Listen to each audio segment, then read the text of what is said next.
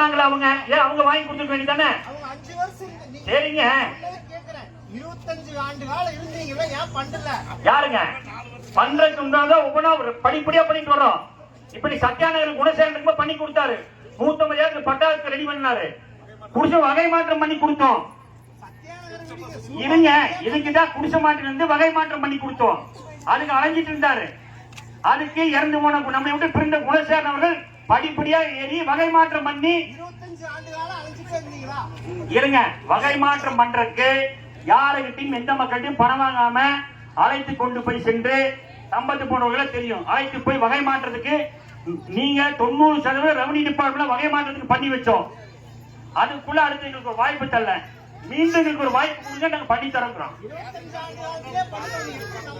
இனிதான் நம்பினா நாங்க சரி 25,000 ஆச்சு. அதுக்கு முன்னாடி பண்ணவங்களுக்கு என்ன பண்ணீங்க? இப்ப 5 வருஷம் ஆச்சுல. இந்த போன 5 வருஷம் தொழில் பொருள் என்னாச்சு? ஏன் பண்ணி கொடுக்கல? அவங்ககிட்ட கேட்கலாம்ல. நாங்க தான் பண்ணி தரோம் சொல்றோம்.